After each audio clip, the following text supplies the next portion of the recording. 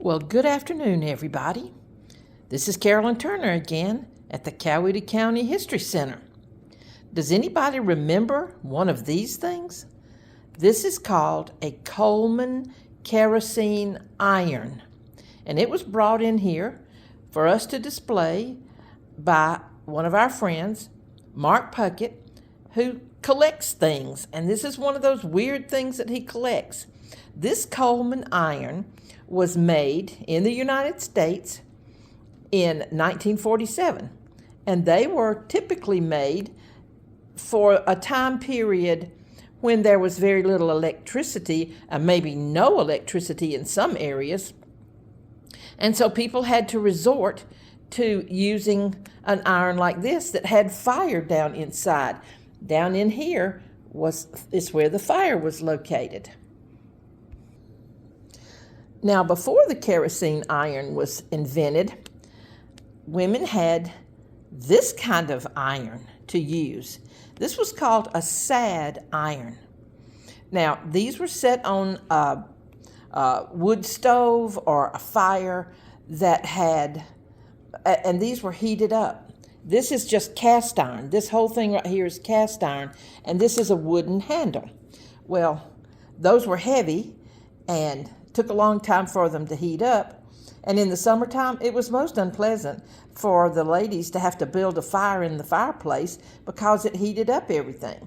So they were glad when this one came along, except for the fact that it was so dangerous. This is a container where it was called naphtha gas was put, which is a type of kerosene, and they would turn this dial right here on the back.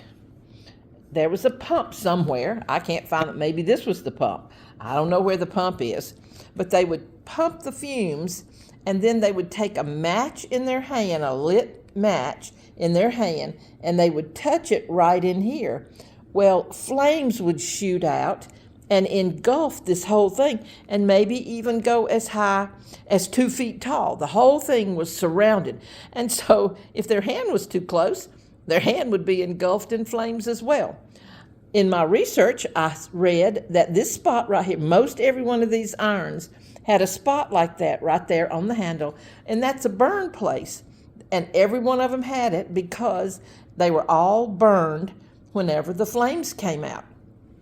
Down in there, if I could take it apart, down in there would be a little grate that would heat up, and they would have to wait for a few minutes for it to heat and then start ironing their clothes. Well, many of the women have written how dangerous it was and how afraid they were of using this, but they didn't have a whole lot of choice at that point because there was no electricity. I did even read that these were still used in Australia as late as 1970. If you can even imagine having to iron with that thing up until the 1970s, almost unheard of.